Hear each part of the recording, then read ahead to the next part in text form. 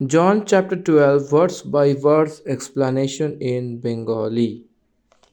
যোহন লিখিত সুসমাচার তার 12 অধ্যায়ের বাংলাতে বিস্তারিত আমরা ধ্যান করব। যোহন লিখিত সুসমাচারের তার 12তম অধ্যায়কে একটু ধ্যান করি। এই অধ্যায়টিতে যে কটি পদ লেখা হয়েছে সেটি হলো 50। এখানে যে কটি পদ লেখা রয়েছে তার বিষয়ে আমি বিস্তারিত বলবো।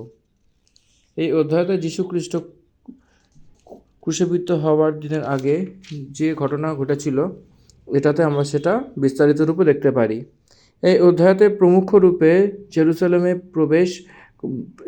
প্রবেশ করবার এই সন্দর্ভের হিসাবে এই বিষয়টা আমরা দেখতে পারি এবং সেটা হোলি উইক হিসেবে আমরা ভাবনা করতে পারি। শেষ দিনের যে ঘটনা এই অধ্যায়তে আমরা দেখতে পাই। প্রথম আট পদকে আমরা যদি দেখি তো যীশু খ্রিস্ট সেই মৃত ল্যাজারাসকে জীবিত করেছিল, বেথনিয়াতে এসেছিলেন। তো সেখানে তার জন্য একটা ভোজন রেডি করা হয়েছিল এবং লাজারের বোন মারিয়াম যে ইতর ছিল এবং সে বহুমূল্য সুগন্ধি দ্রব্য নিয়ে সেখানে তার নিমিত্তে সে অভিষিক্ত সেখানে আমরা দেখতে পাই। যীশুখ্রিস্টের পায়ে সেই তেলকে দিয়ে তার চুল দিয়ে মুছে দিয়েছিল। তারপর 9 থেকে 11 পদ অবধি দেখলে যিহুদিদের ধর্ম সেই লাসার ও যীশুখ্রিস্টকে সেই মেরে ফেলার ষড়যন্ত্র করেছিল। 12 পদ থেকে 19 পদ অবধি যীশুখ্রিস্ট সেই গাধার বাচ্চার উপরে জেরুসালেম সেখানে প্রবেশ করে আমি যিহুদিদের রাজা বলে যে একটা সন্দেশ সেখানে লোকদেরকে উনি বলেছিলেন। 20 এবং 22 পদের মাঝখানে একটু আমরা দেখি কিছু ইম্পর্টেন্ট পার্ট ওখানে রয়েছে।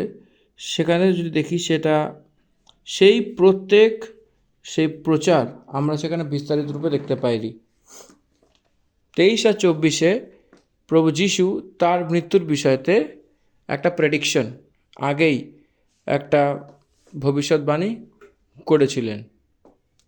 25 আর 26 পদে সেই পুটিং ডিসাইপলস ইনটু টেস্ট, সেই ডিসাইপলসের যে পরীক্ষা নিয়েছিলেন 27, 28, 29 যে পদ লেখা রয়েছে তার মাঝে স্বর্গলোকের মধ্যে থেকে একটা ধ্বনি আসা যে এ আমার প্রিয় পুত্র, আমি তার মহিমা করেছি আবার করব বলে আকাশবাণী হয়েছিল। এর বিবরণ আমরা এখানে দেখতে পাবো। স্বর্গলোক থেকে আসা একটা শব্দ আমরা দেখতে পাই। 30 থেকে 33 যীশুখ্রিস্ট সে ক্রুশে এই জগতের পাপের কারণে যে ন্যায় সেটা লেখা হয়েছে, কেন তাকে মারা যেতে হবে সেটা লেখা রয়েছে। 34 পদে যীশুখ্রিস্ট কাছে আবার প্রশ্ন করছিল যে মনুষ্যপুত্র কে। 35 থেকে নিয়ে 36 পদ অবধি যীশুখ্রিস্ট জ্যোতির বিষয়তে বলবার ঘটনা আমরা এখানে দেখতে পাই। 37 থেকে নিয়ে 41 পদ অবধি যীশুখ্রিস্ট তাকে ডিনাই করবে যে প্রফেসি সেটাই আমরা দেখতে পাই। 42 থেকে নিয়ে 50 পদ অবধি দেখলে যে প্রভুর ওপরে তার এগেনস্টে যাওয়া সেই বিষয়টা এখানে দেখতে পাই। এই রীতিতে আমরা 12 অধ্যায় পুরো 50টি পদ আমরা কভার আপ করেছি। তো আসুন আমরা প্রথম পদ থেকে নিয়ে 8 পদ অবধি ধ্যান করব। প্রথম পদ, পরে নিস্তার পর্বের 6 দিন পূর্বে যীশু বেথনিয়াতে আসিলেন, সেখানে সেই লাসার ছিলেন যাহাকে যীশু মৃতগণের মধ্যে হইতে উঠিয়েছিলেন। ফ্রাইডে আমাদের নিস্তার পর্ব, গুড ফ্রাইডে হিসেবে 6 দিন আগে এসেছিলেন, এর অর্থ তার বিষয়ে সাবাথ ডে অর্থাৎ নিস্তার পর্ব। সেই 6 দিন আগেতে সেই নিস্তার পর্বেতে সে বেথনিয়াতে এসেছিলেন। সেখানে সেই প্রভু যীশুর জন্য একটা ভোজনের রেডি করা হয়েছিল। এখানে ধ্যান দেবেন এই 11 অধ্যায়তে একটু মনে করুন যে ল্যাজারাসকে যখন তিনি জীবনদান করেছিলেন এবং তার পরিবার, সেখানে একটা মহান রূপান্তরিত আমরা দেখতে পাই। প্রভু যিশুর জন্য সেই ভোজন রেডি করেছিলেন। তো সেখানে সেই ভোজনের জন্য সেই কার্যক্রমে ধ্যান দেবেন, তো সেই মার্থা কাজ করছিল, সেবা করছিল। লাজারও সেখান থেকে সে যে ভোজন করবার জন্য সেই ব্যক্তি ছিল। তৃতীয় পদ, তখন মারিয়াম সেই জটামাংসির সেই বহুমূল্য তেল নিয়ে যীশুখ্রিস্টের পায়ে দিলেন এবং তার চুল দিয়ে সেটাকে পুঁছে দিলেন এবং সেই তেলের সুগন্ধ ছড়িয়ে পড়ল। কিন্তু তাদের চেলাদের মধ্যে যে জিহুদা ইস্করিয়ত ছিল, তাকে ধরিয়ে দিয়েছিল, সে বলল, এই তেলে 300 দিনার বিক্রি কেন করে দেওয়া হয়নি বলে এটা বলা হয়েছে। সে এই কথাটা এই কারণে বলেনি, কারণ তার মনে একটা দুশ্চিন্তা ছিল, কারণ সে একটা চোর, কারণ তার কাছে একটা থলে থাকতো এবং তার মধ্যে যা রাখা হতো সেটা বার করে নিত। 7 পদ, তখন যীশু কহিলেন, আমার সমাধি দিনের জন্য ইহাকে উহা রাখিতে দাও।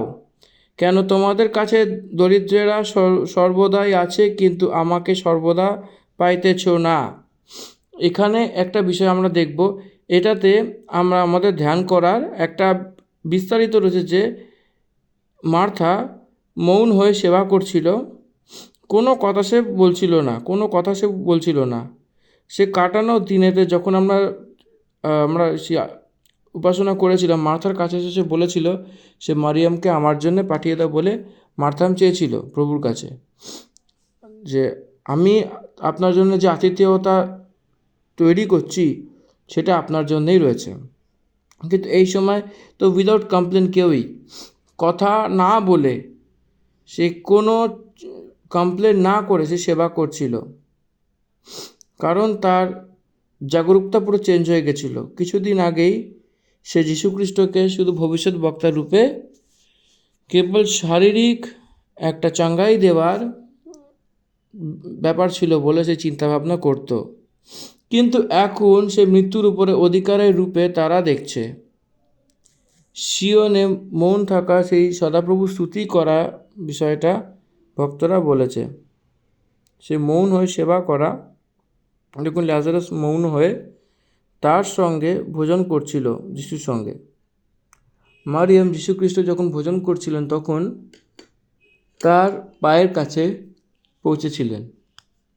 সাধারণ রূপে দেখতে গেলে জিহুদি লোকেরা যখন ভোজন করে, তো সেই সময় তাদের বসবার ধরনটা যেরকম হয়, যেরকম আমরা নীল ডাউন করি, তো আমাদের ঠিক হাঁটু গেড়ে বসার সমান। কিন্তু আমরা যারা ইন্ডিয়ান, আমরা যেরকমভাবে আল্টিপাল্টি মেরে বসে খাওয়া দাওয়া করি, কিন্তু জিহুদিরা তাদের পা মুড়ে অনেক ডিসিপ্লিন স্টাইলে বসে তারা খাওয়া দাওয়া করে। এই জন্য তারা সবাই প্রভু যীশু পশ্চাৎগমন করছিল এবং সেই তেল যে বহুমূল্য, সে তেল নিয়ে এসে, অ্যান্ড ইট কস্ট 300 dinars, মানে 150 টাকা, এবং it is very precious and costly. যীশুখ্রিস্ট পায়ে দিয়ে তার চুল দ্বারা সেটা মুছে দিচ্ছিলেন এবং সেই পুরো ঘরে সুগন্ধ হয়ে গেছিল। সে যে কার্য করেছিল সেই কারণে পুরো ঘর সুগন্ধ হয়ে গেছিল। প্রভুর পায়ে সেই তেল যখন দিয়েছিল, সেই মারিয়াম আরাধনা করার সেই ভাবনাতে মগ্ন হচ্ছিল। পায়ে দেবে তো জল নিচে পড়বে, অর্ধেক মাথা, মানে 1.5 of the liters। পায়ে দিলে কী হবে? পুরো জমিতে পড়ে যাবে। তার ঠিক আগেই জিহুদা ইস্কারিয়ত সেটা ভোজন করছিল। সে জিহুদা ইস্কারিয়ত এই ঘটনাটাকে দেখেছিল। সেই তেলকে পায়ে দেওয়াতেই 150-150 টাকাতে বিক্রি করে 300 দিনারে বিক্রি করে গরিবদের দিয়ে দেওয়ার কথা বলছিল, এবং তার পায়ে যেটা দেওয়া হয়েছিল সেটা পৃথিবীতে পড়ে গেছিল, এবং সেটা এই যে ঘটনা ছিল, এই তেল যে নিচে পুরো পড়ে গেছিল পা থেকে হয়ে, সেটা পুরো ওয়েস্ট হয়ে গেছে বলে বলছিল জিহুদা ইস্কারিয়ত। Y West? বলে চিন্তা করছিল, কেন এটা তুমি নষ্ট করছো? সেই স্ত্রী আরাধনার সঙ্গে সঙ্গে তার কাছে যে রয়েছে তা সমর্পণ করেছিল। সে সে পয়সা গুনছিল সেই ইস্করিয়ত জিহুদা। তার গরিবের ওপর সেই ধ্যান রাখবার কারণে সে টাকার ওপরে প্রেম দ্বারা সে কথা বলছিল। প্রভুর চরণে কতটা বহুমূল্য তেলকে দিয়ে সেই স্ত্রী প্রভুর তার সমাধির নিমিত্ত এটা থাকতে দেওয়ার কথা বলেছিল। যীশুখ্রিস্ট তার মৃত্যুর বিষয়তে বলা প্রারম্ভ করেছিলেন। সে প্রভুর চরণে যাওয়া অবশ্যই বলে তাকে যে চিনত সেই বিষয়ে কথা বলছিল। পয়সার উপরে তার চিন্তাভাবনা কি? পরমেশ্বরের কাছে আসতেই অনেক সন্দর্ভে কম্পেয়ার করে সেই ব্যর্থ কেন করতে হবে বলে কথাবার্তা বলছিল। অনেকে পরমেশ্বরের সেবা কেন সেটা পুরো ব্যর্থ, কি মণ্ডলীতে প্রেম ভোজ কি, এই কারণে পুরো টাকা ওয়েস্ট হবে। সেই টাকাকে ব্যবহার করার জন্য শ্রেষ্ঠ রূপে ব্যবহার করেছিল সে ব্যক্তি মারিয়াম। তার পায়ে সেই তেল দিয়ে সেই স্ত্রী লোকেরা তাদের চুলকে বড়ই ভালোবাসেন এবং তার চুলকে নিয়ে যীশুখ্রিস্টের পাকেও মুছে দিচ্ছিল। তার ঘরে যেটা ছিল সেটা সাদাসিধা জিনিস নয়, সে পরমেশ্বরের পুত্র, সে মানুষ রূপে বাস করছিল। আর যদি সে আজ্ঞা দেয় সেটা কবুল হয়ে যায়। এখন সে কেবল যেটা করতে পারে না সেই অসুখ ঠিক করে। আর এখানে মারিয়াম তার নিজের ঘরে তার নিজের ভাইকে সেই 4 দিন পরে সে কবর থেকে উঠে এসেছিল। কত বড় সামর্থ্য পরমেশ্বর প্রভু! এই জন্যে সেই ধন্যবাদের রূপে তার হৃদয়কে প্রভুর চরণে দিচ্ছে। সে তার ধন সম্পত্তি থেকেও প্রভুর চরণ অনেক মূল্যবান বলে সেই প্রমুখতা দিয়েছিল। তার পায়েতে সেই মারিয়াম সে মূল্যকে হিসাবে দিয়েছিল।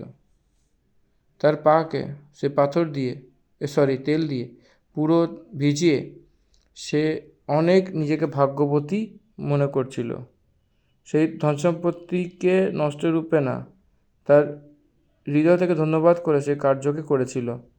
যীশুখ্রিস্টের পায়েতে সেই পাথরকে দেওয়া কতটাই মহান ভাগ্যের রূপে চিনেছিল, কত মহানের রূপে যীশুখ্রিস্টকে চিনেছিল, এটা আমাদেরকে জানতে হবে। জিহুদা ইস্কারিয়তের মন ধন সম্পত্তির লালাচে ভরে গেছিল, সে ধন সম্পত্তির দিকে ছিল, কিন্তু মরিয়ম সেরকম নয়। এক বিশ্বাসী পরমেশ্বরের সেবাতে যখন খরচা করে কোন রূপের ভাবনাতে থাকে, এক অবিশ্বাসী ধন সম্পত্তির উপরে কোন রীতির চিন্তাভাবনা থাকে, এটা আমাদেরকে দুটোর উপরে অন্তর দেখা দিচ্ছে। যেহেতু ইস্কারিয়ত সে চোর ছিল এবং তার কাছে তার থলি থাকতো এবং তার মধ্যে যা কিছু দেওয়া হতো সেটা বার করে নিত, এতটাই সে লোভী ছিল। আপনি সেটা জানেন যে পরমেশ্বরের শত্রু এই জগতে more than Satan is money. এই জগতে দুটোই মালিক, পরমেশ্বর আর ধন। পরমেশ্বর বলেছে ধন আর পরমেশ্বরকে দুটোকে সেবা করতে পারবে না বলে প্রভু নিজেই বলেছিলেন। এই জন্য money can do anything like God, but it can't do all the things, but it can replace some of the things which God only can do. পরমেশ্বর যেটা করেন সেটা পয়সা দ্বারাও করতে পারে বলে ভেবেছিল। কি আপনি সেটা বুঝতে পারছেন যেটা আমি বলছি? সভারেন ফাউন্ডেশনস মানিকে বলা হয় না, পরমেশ্বরকে বলা হয়। এই জন্য competitor for god is nothing but Satan. Money in the earth, জগতের ধন সম্পত্তি আর পরমেশ্বরের কম্পিটিটর হচ্ছে। মালিক হয়ে মনুষ্যকে তার বশে রাখে। এই জন্যে ধন সম্পত্তির লালচ সেই অনেক বহুমূল্য কথা। এখানে যেহুদা ইস্কারিয়ত ধন সম্পত্তির লোভ রেখে কথা বলছিল, না কি সে গরিবদের প্রতি দয়া করছিল। সেই ধন সম্পত্তির ঝোলার মধ্যে থেকে সব কিছু বার করছিল এবং সেই তেলের মূল্য গণনা করে হিসাব করে কথা বলছিল ইস্কারিত জিহুদা। কারণ দরিদ্র তোমার সঙ্গে সঙ্গে থাকে, কিন্তু আমি তোমার সঙ্গে সদা থাকবো না বলে প্রভু বলেছিল। দেখুন, এই কথা প্রভু বলতে বলতে 2000 বছর হয়ে গেছিল, কিন্তু দেখুন আজকে সেই দরিদ্রতা তার সঙ্গেই রয়েছে, কিন্তু প্রভু তার সঙ্গে নেই, সে স্বর্গলোকে আছে। কঙ্গালরা সর্বদাই থাকে। কোথাও কোনো দেশে যান, গরিবরা থাকে, তো নিজের দেশে আরও বেশি করে থাকে, কারণ সরকারই আমাদেরকে যে গরিবের রূপে চেনে, সেই ব্যাংক রাজনীতি করে। বাস্তবিক রূপে প্যারামিটার্স হিসেবে গণনা করলে ভারত দেশে অনেক কম দরিদ্র থাকে, কিন্তু সে দরিদ্র রূপে যে বলে নেয়, এর অর্থ অঙ্গীকার করা, সে থাকার কারণে সেই দরিদ্রদের যে প্রতিশত অর্ধেক রূপে দেখা যায়, কিন্তু দরিদ্র অনেক কম নিজের দেশে। আজকে 1150 টাকায় গ্যাস সিলিন্ডার কিনি আমরা, নো সাবসিডি, যেটা গরিবদেরও সাবসিডি নেই। কেন? কারণ গ্যাস সিলিন্ডার থাকলে, দেখুন যদি গ্যাস সিলিন্ডার থাকে তো as per the central government norms, gas cylinder থাকা সেই বিপিএলে আসবে না, বিলো পভার্টিতে লেভেলে আসবে না। সেইভাবে দেখতে গেলে গ্যাস সিলিন্ডার ইউজ করছে, গ্যাস সিলিন্ডার তার ঘরে থাকলে সেই বিপিআরে আসবে না। এই জন্য গ্যাস সিলিন্ডারের উপরে যে সাবসিডি থাকে গভর্নমেন্ট সরিয়ে দিয়েছিল, সেটাতে একইবার 2 গুণ বড় বেড়ে গেছিলো, আরও দরিদ্র বলে দিয়েছিল, যেটা চিনত সেটা সেই সিলিন্ডারকেই ব্যবহার করছিল, সেটা সবাই জানতো, কিন্তু কেউ সেটাকে ধরতো না। হোয়াট ডাজ ইট মিন? লোকেরাও সেই গরিব বলে তার নিজেকে বলিয়ে দেয়। প্রজা লোকদেরকে গরিব লোক বলে কিছু নেতা লোকেরা বলে। কঙ্গালরা দরিদ্রতার সঙ্গে থাকে, এটা যে যোজনা বলে সে গরিবের নিমিত্তই যাচ্ছে। তো as per norms gas cylinder থাকে,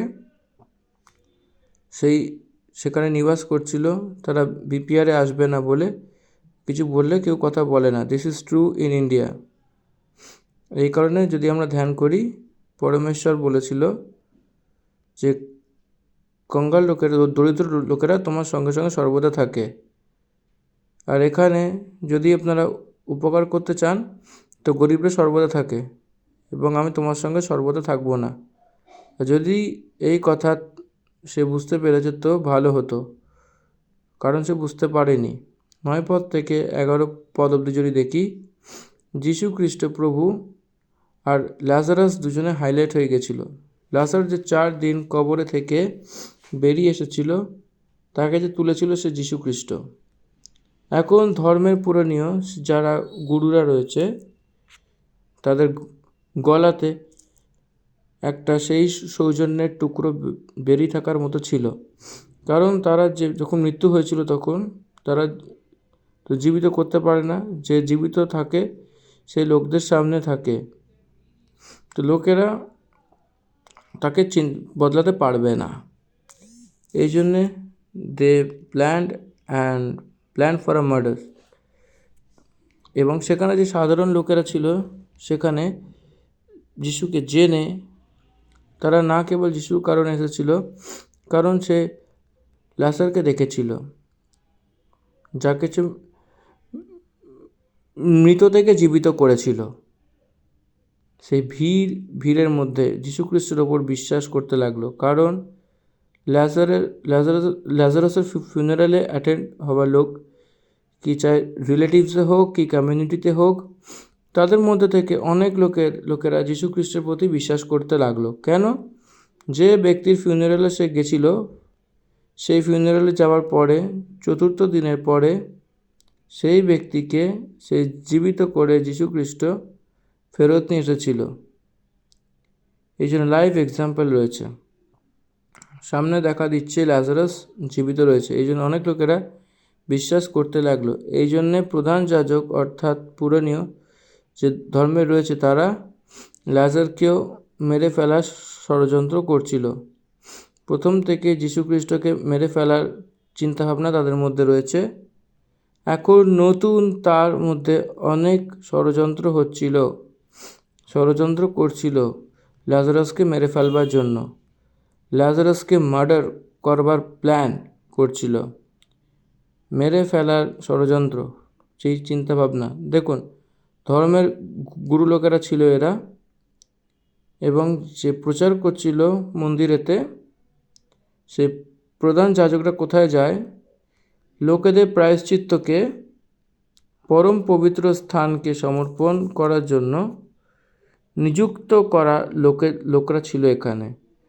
এরা কি? এরা হত্যা করার জন্যে চিন্তাভাবনা করছে। একবার চিন্তাভাবনা করুন, the high priest cancelled his প্রিস্টহুড।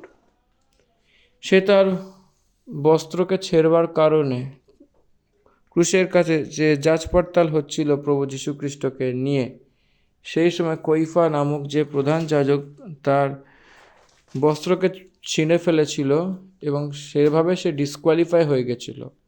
সেই সময়তে, ক্রুশের সময়তে, এখানেও যদি আমরা দেখি যে প্রধান যাজকরা মার্ডারের প্ল্যান করছিল। How sad it is! এক পরমেশ্বরের দাস হত্যা করবার প্রযত্ন করছিল, ষড়যন্ত্র করছিল। কতটা একটা বিপদের কথা, কতটা গুরুতর ভুল, অপরাধ এটা।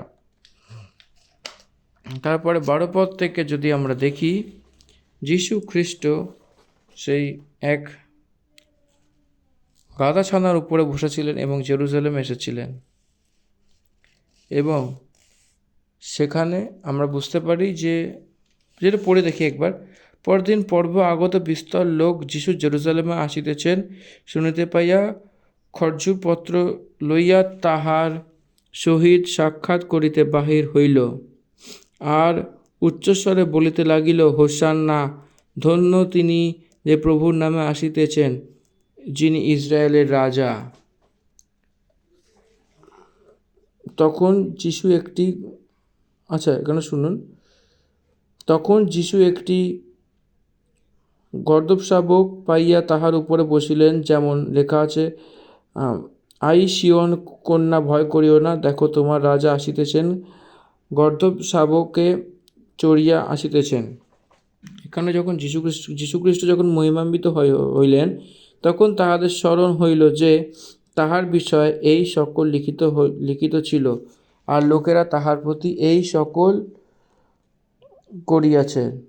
এখানে এই ঘটনাটা কিছুটা মথি লিখিত সুসমাচারে এবং মার্ক লিখিত সুসমাচার 11 এবং লুক লিখিত সুসমাচার 19-এ, এই যে গ্রাম, এই বেথানিয়া, এই যে গ্রামে যে ঘরের বাইরে যে বেঁধে রাখা যে কথা বিস্তারিত বলা হয়েছে, এটা নিয়ে আসবার জন্যে প্রভু যীশু বলেছেন।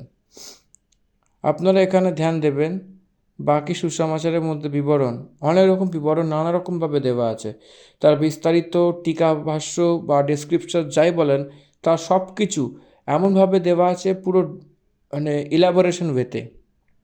কিন্তু এখানে অনেক কম ম্যাটার লেখা রয়েছে। যোহন কেন? সেটা কি? কেন সেরকম লেখা রয়েছে? আর তার উদ্দেশ্য কি? উদ্দেশ্য এটাই ছিল যে যীশু খ্রিস্ট তার নিজেকে রাজার রূপে জেরুজালেমে প্রকট করে নিয়েছিল। যীশু খ্রিস্ট রাজার রূপে যখন এসেছিলেন, তখন সেই সময়তে ড্যানিয়েল যেটা বলেছিলেন যে ভবিষ্যৎবাণী, সেই অনুসারে অধিকারী মুছে যাবে বলে যে ভবিষ্যৎবাণী করেছিলেন, সেই রীতির অনুসারে সেই দিনকে সে বিবরণ যথেষ্ট বলে জেরুজালেমে যাওয়ার জন্য সেই একটা সাধন রূপে, গর্দ শাবক সাধনের রূপে সেখানে ব্যবহার করা হয়েছে, আর ট্রান্সপোর্ট ভেহিকেলের রূপে ব্যবহার করা হয়েছে।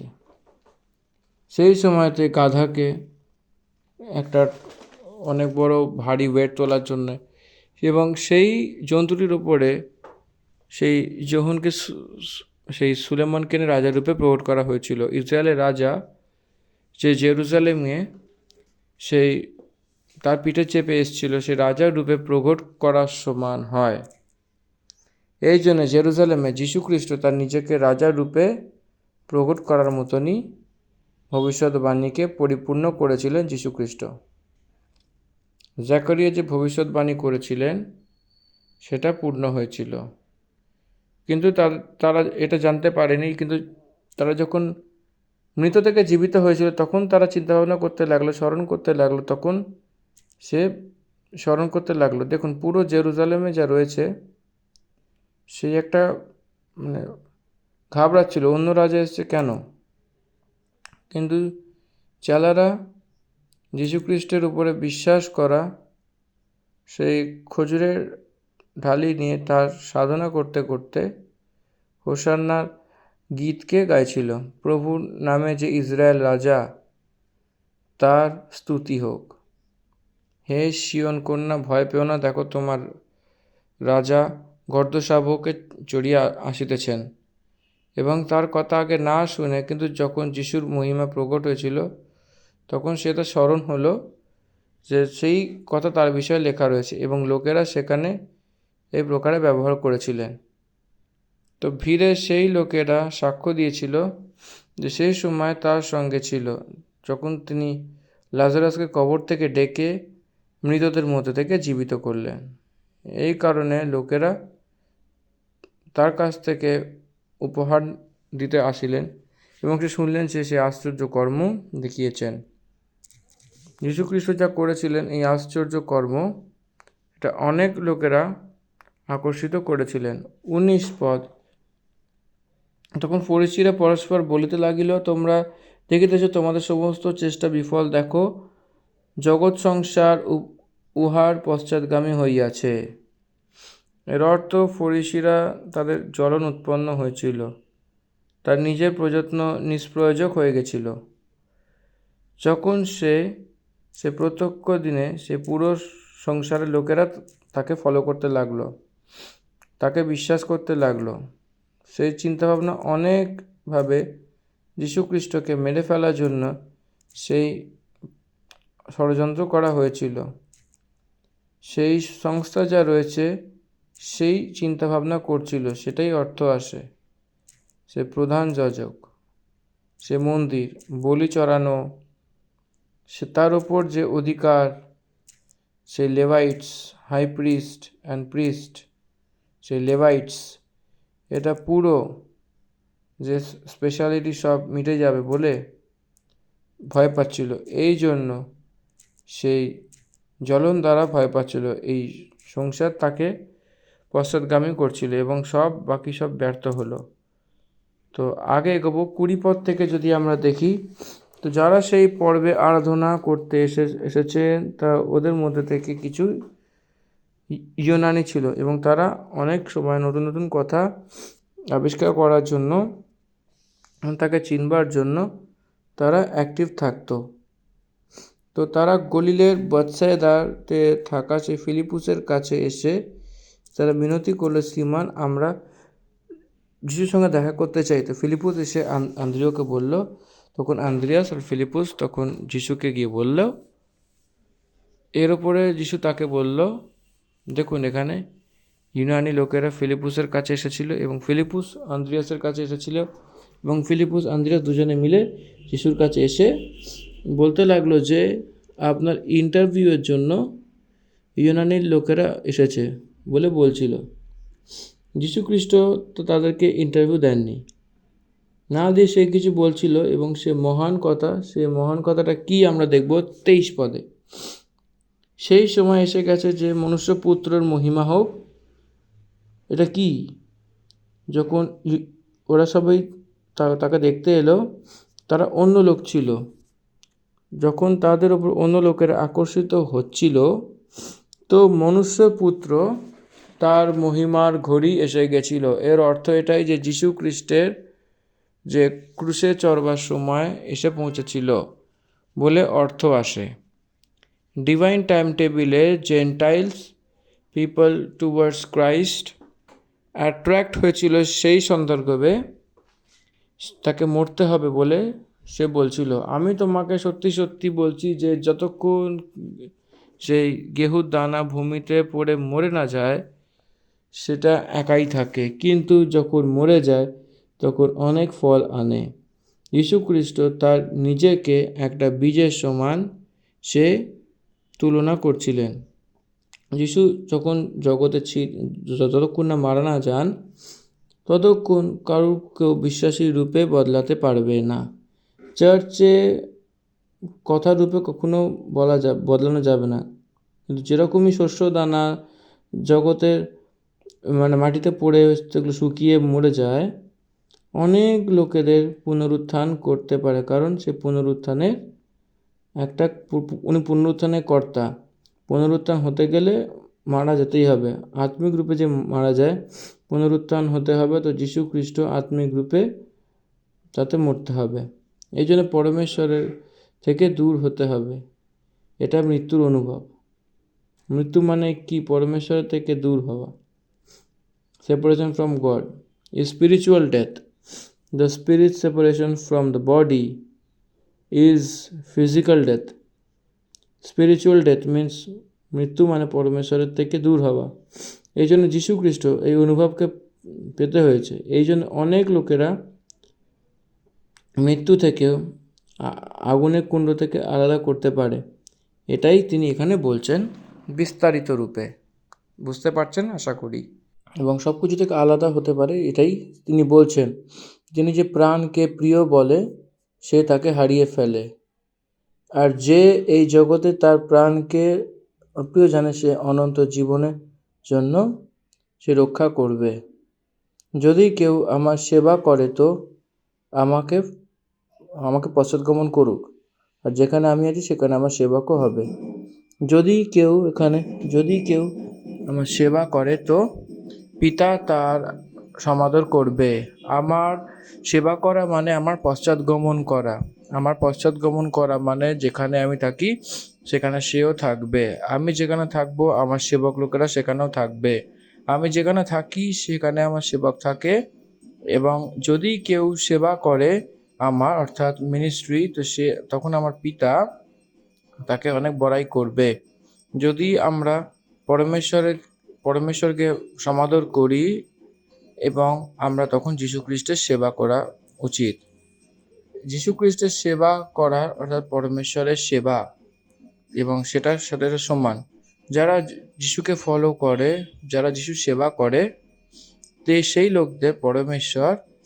সেই লোকদেরকে পরমেশ্বর অনেকভাবে আশীর্বাদ করবেন। আপনারা দেখবেন সব যারা প্রেরিতের কার্যে সেই লোক কতটাই মহান বড়াই করবে তাদের জীবনে। আজকে তাদের নাম, প্রেরিতদের নাম পুরো জগৎ রেখে দেয়। কতটা মহানের কথা এটাই, কারণ তার পিছনে হয়ে নেবার এবং তার সেবা করেছিলেন। সে আজও সত্য এবং তাকে ফলো করবেন এবং তার সেবা করবেন প্রভু যিশুর। আমরা পরমেশ্বরের দ্বারা সমাদর করা ব্যক্তি, আর আমরা হীন স্থিতিতে থাকি, তো সেটা তার নিজের দ্বারাই নাকি পরমেশ্বরের। যদি আমরা হীনের রূপে দেখা দিই তো সে আমরা নিজের ব্যবহারের হিসাবে, নাকি প্রভুর কারণে। পরমেশ্বর আমাদেরকে সমাদর করবেন এবং তাকে যিনি ফলো করেন তাকে পরমেশ্বর নিজেই সমাদর করিবেন। এটা যীশু খ্রিস্টের কথা, এটাতে কোনো চেঞ্জেস নেই। ওই কথাতে কোনো চেঞ্জেস নেই। 27 পদ। এখন আমার প্রাণ উদ্বিগ্ন হইয়াছে, ইহাতে কি বলিব। ইউনানি লোকেরা এসে তার সঙ্গে দেখা করতে চাইছিল। এটা যখন শোনা গেছিল তখন যীশু খ্রিস্টের প্রাণ ভীষণভাবে উদ্বিগ্ন হচ্ছিল। ইহাতে কি বলিব, পিত এই সময় ইহাতে আমাকে রক্ষা করো না, কারণ কিন্তু ইহারই নিমিত্ত আমি এই সময় পর্যন্ত আসিয়াছি। পিতা আমাকে এই সময় থেকে রক্ষা করো। কি হচ্ছে এই ঘড়ি? সব মানব জাতির পাপ যীশু খ্রিস্টের শরীরে দেওয়ার ঘড়ি।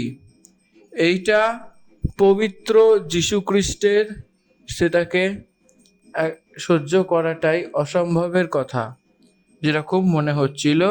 কিন্তু আমার ইচ্ছে সেটা নয়, সেটা পরমেশ্বরের ইচ্ছে পূর্ণ হোক, কারণ আমি এই ঘড়িতে পৌঁছেছি। তার প্রার্থনা কি? What is his prayer? তার কবুল কি? সে ব্যক্তিগত রূপে প্রার্থনা করে না। তো সে পবিত্র বলে আমরা কিভাবে জানতে পারি? সে পবিত্র বলে সে নিষ্পাপ। সব মানব জাতির পাপকে সে তার নিজেরকে নেবার সময় কিভাবে কবুল করবে? কিন্তু পিতা যাওয়ার জন্য বলেছিল, আমাদের পিতা এই কাজের জন্য তাকে জগতে পাঠিয়েছিলেন, এই কারণে সেটাকে কবুল করতে হবে। পবিত্র করার সময় সে যদি অঙ্গীকার না করে, তাও না থাকতেও পরমেশ্বরের আজ্ঞাকারিতাতে পুত্রের রূপে তার কথাকে অঙ্গীকার করেছিলেন। এই জন্যে মনুষ্য পাপের জন্যে প্রভু যীশু খ্রিস্ট তার শরীরকে পাপের রূপে নিযুক্ত করেছিলেন। পরমেশ্বর যীশু খ্রিস্টকে পাপের রূপে তাকে ক্রুশবিদ্ধ করে আকাশের দিক থেকে আগুন বর্ষিয়ে তাকে দহন করেছিলেন। তার শরীরে পাপের সাজা দেওয়া হয়েছিল। রোমীয় পত্রী 8 অধ্যায় 3 পদে এই কথা আমরা দেখতে পাই। 28 পদ, হে পিতা তোমার নাম মহিমান্বিত করো। তখন একটা আকাশবাণী হয়েছিল, আমি তার মহিমা করেছি আর আবার করব। দ্য ভয়েস ফ্রম অ্যাবাভ, যীশু খ্রিস্টের বিষয়তে যখন বাপ্তিস্ম দেওয়া হয়েছিল, সেই সময় বাপ্তিস্মদাতা যখন যীশু খ্রিস্টকে বাপ্তিস্ম দিয়েছিলেন, তখন সেই সময় আকাশবাণী হয়েছিল, এটা আমার প্রিয় পুত্র, আমি এনার থেকে প্রসন্ন। সেরকমভাবেই যখন পাহাড়ের উপরে সে তার নিজেকে রূপান্তর করছিলেন, তো সেই সময়তে আকাশবাণীতে একটা আওয়াজ শোনা গেছিল, এইটা ইনি আমার প্রিয় পুত্র, এনাকে শোনো বলে একটা শব্দ আকাশবাণী থেকে হয়েছিল। সেরকমভাবেই এখানে দেখতে গেলে আমি তার মহিমা করেছি এবং তাও করতে থাকবো বলে একটা শব্দ আকাশবাণী থেকে শোনা গেছিল। সেখানে যত লোক ছিল, যারা দাঁড়িয়েছিল শুনছিল, তারা বলল যে মেঘ কার্জা। নির্গমনের পুস্তক 19 অধ্যায়তে সিনাই পর্বতে পরমেশ্বর নেমে এসেছিলেন। তো সেই সময়তে পুরো বিদ্যুৎ চমকানো সব কিছু আমরা দেখতে পেয়েছিলাম। সেই কথা ইব্রানীদের পত্রিতে বলা হয়েছে। আপনারা সেই পাহাড়ে আসেননি, সেই দৃশ্য কতটাই ভয়ঙ্কর বলে বলা হয়। সব পাহাড় অনেক অদ্ভুত রীতিতে চমক দিচ্ছিল, আগুনের মতো অনেক লাল লাল এবং পুরো ধোঁয়াশাতে ভরে গেছিল। কেউই তাকে টাচ করে তো মারা যাবে, চাই সে কেউ জন্তু হোক। কি অতটাই মহান ভয়ঙ্কর স্থিতি যখন প্রভু নেমে এসেছিলেন।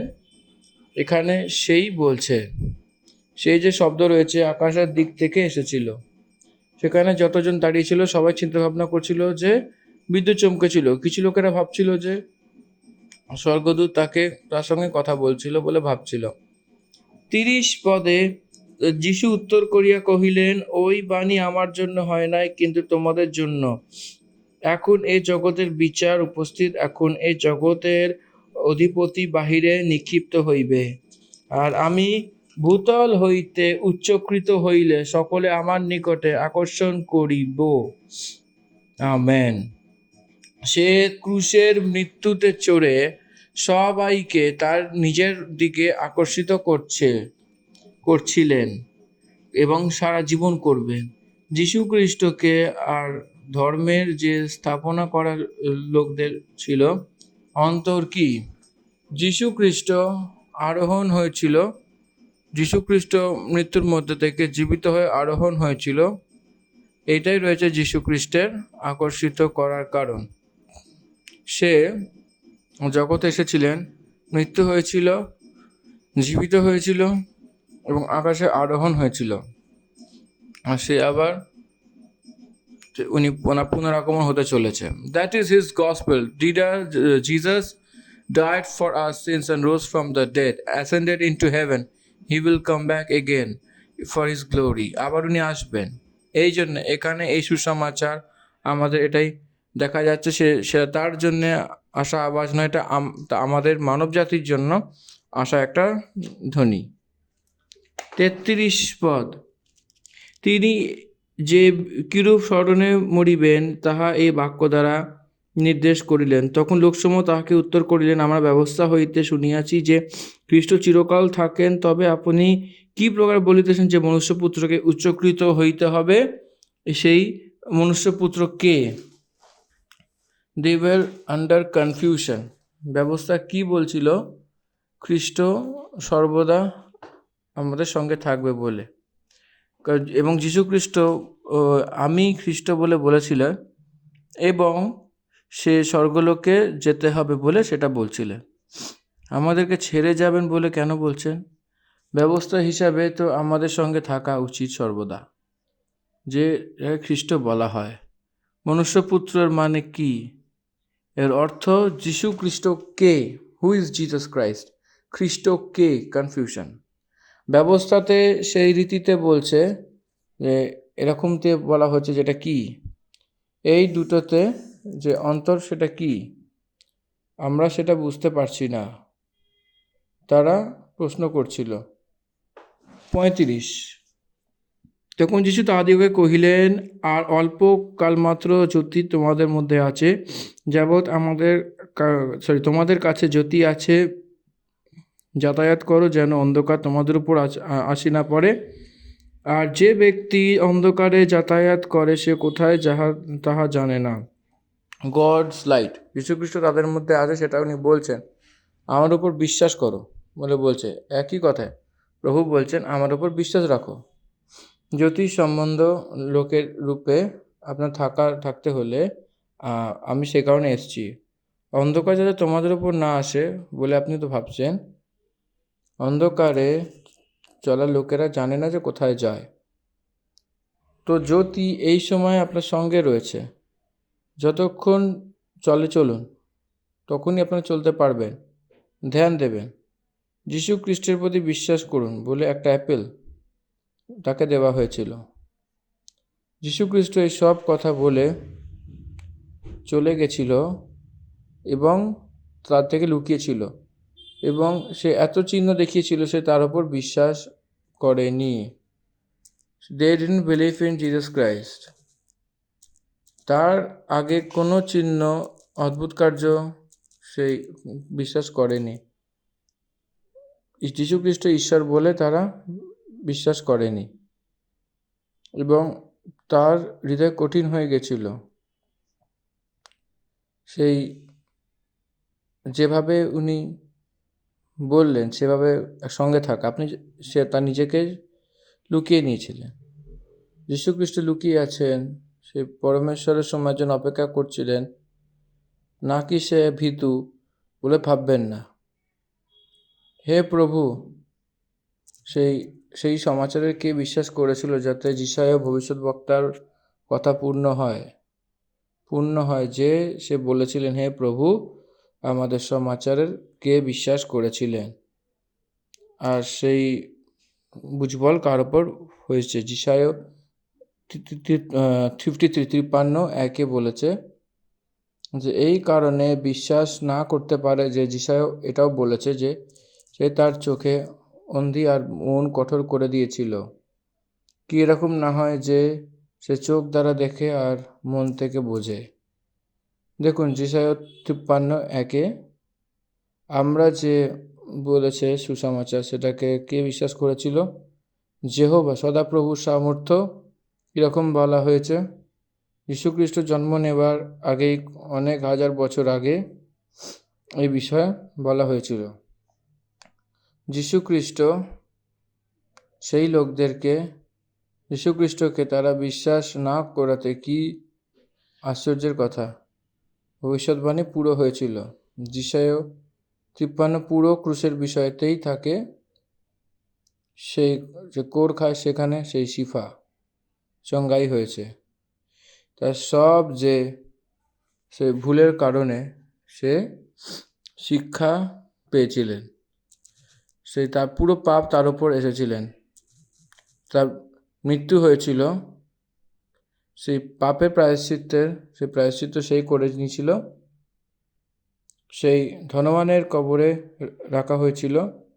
না কি স্বরূপ, না কোনো খুবসুরতি সৌন্দর্য তার কাছে ছিল না, এতটা ভবিষ্যৎবাণী আমরা দেখা দিচ্ছিল। শুধু যীশুখ্রিস্টর ক্রুশে থাকা সেই সময়তেও 33 ভবিষ্যৎবাণী পূর্ণ হয়েছিল বলে বলা হয়েছে।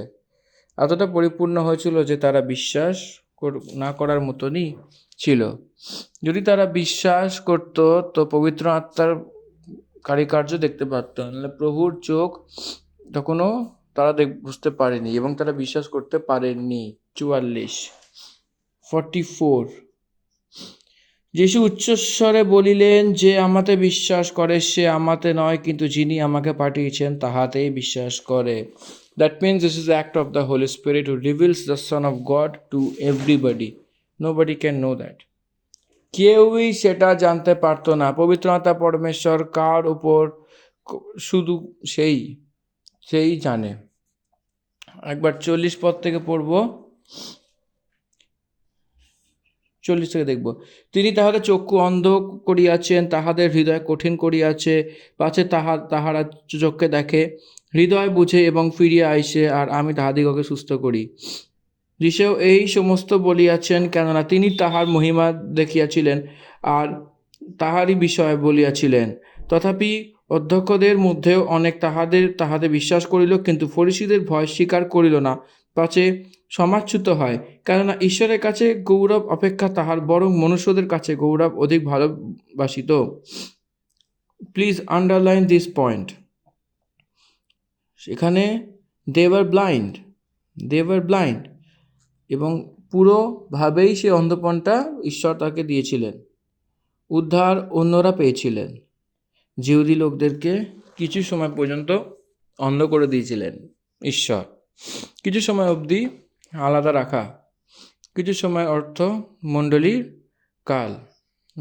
কাল আলাদা রাখা, জিহুদিদের থেকে আলাদা রাখা এবং মণ্ডলীর সঙ্গে জুড়ে থাকা পরমেশ্বর। আবার আকাশের মাঝে মণ্ডলীকে আনার পরে প্রভু সেই 7 বছর বিবাহের মহোৎসব সেখানে করে সে জগতে এসেছিলেন। তখন সে আবার জিহুদিদের মাঝে নিবাস করেছিলেন। 42 পদ দেখি। তথাপি অধ্যক্ষদের মধ্যেও অনেকে তাহাতে বিশ্বাস করিল, কিন্তু ফরিসীদের ভয়ে স্বীকার করিল না, পাছে সমাজচ্যুত হয়, যে তাদের আরাধনালয় থেকে বেরিয়ে যায়। অর্থাৎ কিছু লোকেরা বিশ্বাস রেখেছিল, কিন্তু সমাজের দিক থেকে তারা ভয় পেয়ে গেছিল। আজকের পরিস্থিতির হিসাবে ভারত দেশে এই স্থিতি রয়েছে। পার্টিকুলারলি শিডিউল কাস্টে যেটা রয়েছে, যেটা অধিকারে রয়েছে এমপ্লয়িজের রূপে, যেটা রয়েছে যে এডুকেটেড হয়েছিল, নয়তো গভর্নমেন্টের দিক থেকে সেই যোজনা পাওয়া গেছে, যীশু খ্রিস্টকে অঙ্গীকার করে তো, এবং সেই সময় জিহুদিরা যে বিশ্বাস করেছিল সেই লোকেরাও ফরিসীদের কারণ এই বিষয়ে কষ্ট আসতে পারে বলে বলছিল। বাইরের দেখতে গেলে তার নিজেকে প্রকট করে যীশু খ্রিস্টের প্রতি বিশ্বাস করতে লাগলো। আজকেও ভারত দেশে খ্রিস্টদের সঙ্গে কি হচ্ছে, সেই সংখ্যা হচ্ছে 2.3, হয়তো তার থেকেও কম, কিন্তু বাস্তবিক রূপে বিশ্বাসীদের সংখ্যা more than 15 all over India এখন রয়েছে। সেরকমভাবে তেলেগুর রাজ্যে দেখতে গেলে সেই মোর দ্যান 25, কারণ কেউই সেটা বলে না, কারণ ভয় লাগে। কমিউনাল থেকে যে আসে সুবিধা সেটা হয়তো চলে যাবে যদি আমরা প্রকট করে নিই নিজেকে। এমপ্লয়মেন্ট সেই হয়তো বলে সোসাইটিতে ক্রিশ্চান বলে বলবো তো যতই আমাকে বেনিফিটস আছে তত সব আটকে যাবে। দে সিজড দেয়ার ভাইসেস, তারা তার নিজের গলা টিপে দিচ্ছিলেন। সেই সময়তেও এটাই চলতো, এখনও সেটাই চলছে। সেই প্রকারের লোকেদেরকে এটাই বলে যে 43 যেটা লেখা রয়েছে, 43 পদে একবার দেখবেন, কেননা ঈশ্বরের কাছে গৌরব অপেক্ষা তাহারা বরং মনুষ্যদের কাছে গৌরব অধিক ভালোবাসিত। We have to please God, not human beings. আমাদেরকে পরমেশ্বরের মহিমা করতে হবে এবং তার দিক থেকে আমাদের প্রশংসা পেতে হবে, মনুষ্যের দিক থেকে আসা প্রশংসা নয়। মনুষ্যদের প্রশংসা পরমেশ্বর অঙ্গীকার করে না। পরমেশ্বরের দিক থেকে যে প্রশংসা পাওয়া, সেটা থেকে আর কোনো কিছু নেই। কি আপনার মনে আছে যে আইয়ুবকে পরমেশ্বর কতটাই অ্যাপ্রিসিয়েট করেছিলেন শয়তানের সামনে, এবং ইয়বকে এতটা প্রশংসা করেছিলেন যে ইব্রানিদের পত্রিতে মসির বিষয়তে 3 অধ্যায়তে কীরকমভাবে প্রশংসা করা হয়েছিল আমরা সবাই সেটা জানি। স্যামুয়েলের পুস্তকে দাউদের বিষয়তে পরমেশ্বর কতটা ভালোভাবে তার প্রশংসা করেছিলেন, এটা আমার মনের একটা খুব ইচ্ছা একটা বিষয়। আমার চোজেন সেবক, he is my chosen servant, দাউদের বিষয়তে রাজা দাউদের বিষয়ে বলেছেন। এই মানে পরমেশ্বর তার নিজের পুত্রকে যেটা দেয় প্রশংসা, এটা মানুষকে নিতে হবে, কিন্তু মনুষ্যের প্রশংসা চিনতে হবে, এবং অনেক লোকেরা মনুষ্যের বড়াই চায় আর পরমেশ্বরের থেকে দূর হয়ে যায়, সেটা ঠিক নয়। তো আসুন আমরা আগে এগোই, 44 পদে যাই। যিশু উচ্চস্বরে বলিলেন, যে আমাতে বিশ্বাস করে সে আমাতে নয়, কিন্তু যিনি আমাকে পাঠিয়েছেন তাহাতেই বিশ্বাস করে। আর যে আমাকে দেখে সে আমাকে যে পাঠিয়েছে তাকে দেখে। এইটা যে কথা রয়েছে, অনেক জিহুদীদেরকে ক্রোধ আনা কথা, বিকজ এখানে একটু ডিপলি চিন্তা করুন, খুব ডিপলি।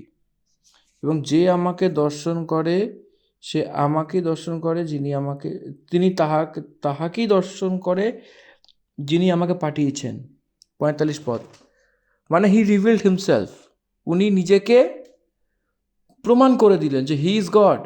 মানে যিনি তাহাকে যারা যিশুকে বিশ্বাস করে তারা তাহাকেই বিশ্বাস করে যে তাকে পাঠিয়েছেন। এটা ভালো পয়েন্ট, এটা আপনারা নোট ডাউন করতে পারেন।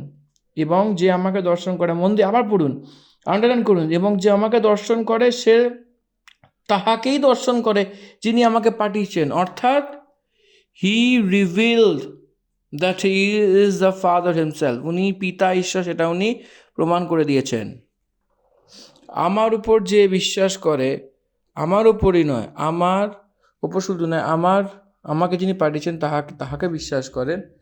নট অনলি দ্যাট, আমাকে দেখে এবং সে আমাকে পাঠানোকে দেখে, দর্শন করে। Present continuous tense, at present he is watching god. 46, আমি জ্যোতিস্বরূপ হইয়া এই জগতে আসিয়াছি, যেন যে কেউ আমাতে বিশ্বাস করে সে অন্ধকারে না থাকে। আর যদি কেউ আমার কথা শুনিয়া পালন না করে, আমি তাহার বিচার করি না, কারণ আমি জগতের বিচার করিতে নয়, কিন্তু জগতের পরিত্রাণ করিতে আসিয়াছি। এটাও একটু আন্ডারলাইন করুন সবাই যারা শুনছেন। আর যে আমাকে অগ্রাহ্য করে এবং আমার কথা গ্রহণ না করে, তাহার বিচারকর্তা আছে। আমি যে বাক্য বলিয়াছি, আমি তাহাই শেষ দিনে তাহার বিচার করিব। কারণ আমি আপনা হইতে বলি নাই, কিন্তু কি কহিব ও কি বলিব তাহা আমার পিতা যিনি আমাকে পাঠিয়েছেন তিনি আমাকে আজ্ঞা দিয়াছেন। আর আমি জানি যে তাহার আজ্ঞা অনন্ত জীবন। অতএব আমি যাহা বলি তাহা পিতা আমাকে যেমন কহিয়াছেন তেমনি বলি। আমেন। দেখুন যীশুখ্রিস্টের কথা এখানে কতটাই মহানের রূপে আমরা এখানে দেখতে পাই। কারণ আমি নিজের দিক থেকে কোনো কিছু বলিনি, কিন্তু পিতা যিনি আমাকে পাঠিয়েছেন তিনি আমাকে এই আজ্ঞা দিয়েছেন, মানে কি বলি, কি করব। এই জন্যে যে কেউ আমি যা কিছু বলছি সেই কথা পিতা আমাকে যা বলেছেন সেটাই রয়েছে বলে আপনারা রিসিভ করে নিন। পিতা যা বলেছেন সেই কথা আমি আপনাদেরকে বলছি, আমার ইন্ডিভিজুয়াল ওয়ার্ডস নয় এটা, আমার স্বয়ং ইচ্ছা নয়, আমার স্বয়ং মনের কথা নয়। আমি এই জগতে বিচার করার জন্যে আসিনি, বিচার করার জন্য আমাকে পাঠানো হয়নি, জগতের উদ্ধার দেওয়ার জন্য আমাকে পাঠানো হয়েছে। যোহন লিখিত সুসমাচার 3:16 পরমেশ্বর জগৎকে এমন প্রেম করলেন যেন সে তার একজাত পুত্রকে দিয়ে দান করলেন। অর্থাৎ এই জগতের জন্য সে জ্যোতি, সে জগতের জ্যোতি। যে পাপে রয়েছে সে পরমেশ্বরের মার্গ যা দেখায় সেটা রয়েছে যে যীশুখ্রিস্ট, সে জ্যোতির রূপে রয়েছেন। সেই যে রোশনি রয়েছে মনুষ্যের জীবনে, যে জ্যোতি যে রোশনি দিয়ে আগে বাড়ায়, সে দেখায় যে আমি কি, হু অ্যাম আই, আমি কে। এখানে একটা বিশেষ পয়েন্ট আছে, সেটা আপনাদেরকে বুঝতে হবে। সেই জ্যোতি, সেই রোশনি জ্যোতি পদই পরমেশ্বরের জ্যোতি, পরমেশ্বরের বচনের রোশনি যখন তার উপরে প্রকাশিত হয়, অটোমেটিক্যালি আমরা যেটা নিজের মনে ব্লাইন্ডনেস, নিজের মধ্যে যা ভুলভাল কথাবার্তা রয়েছে সেটা সব কিছু খেয়াল পড়ে। তা নিজের আত্মিক দুর্বলতাকে আমরা দেখে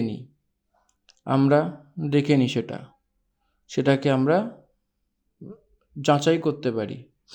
কারণ এটাই যে পরমেশ্বরের পদের রোশনি আমাদের ওপর পড়েছে, আমাদের ওপর এসে প্রকাশিত হচ্ছে।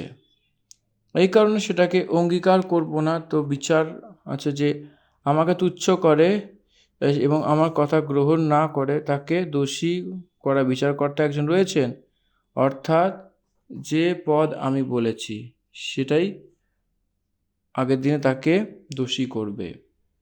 অর্থাৎ সেই বাক্য যে মানে না, তাহার জাজমেন্ট করার একজনই ব্যক্তি, তিনি হলেন স্বয়ং ঈশ্বর।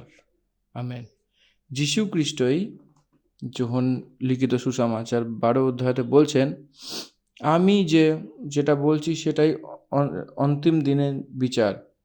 এর অর্থ প্রেরিতের কার্য 17:30-31 যেটা বলা হয়েছে, যীশু খ্রিস্টই বিচার করতে চলেছেন। পরমেশ্বরের প্রিয় পুত্র। আমরা 12 অধ্যায়কে এখানে আমরা সমাপ্ত করেছি। যীশু খ্রিস্টের বিষয়কে গ্রহণ করতে হবে আমাদেরকে। যীশু খ্রিস্ট সেই সময়তে যিহুদিদের পরমেশ্বরের দিক থেকে পাঠানো পরমেশ্বরের পুত্র আমি পরমেশ্বর বলে মানুষদের পাপের নিমিত্ত মৃত্যু থেকে উদ্ধার করার জন্যে, সেইভাবে যে সমাচার কোনো বিশ্বাসী তার প্রতীত করছে না, তারা ব্লাইন্ডনেসে রয়েছে এবং তারা অন্ধকারকে ছেড়ে জ্যোতিতে এসে তার পশ্চাৎগমন করে। অনেক মহত্বপূর্ণ একটা কলিং তাদেরকে দেওয়া হচ্ছে, তারা গ্রহণ করেননি, তারা সেটা স্বীকারও করছেন না। এবং এই যোহন লিখিত সুসমাচার 12 অধ্যায় আমরা এখানেই সমাপ্ত করছি। ধন্যবাদ। আমেন।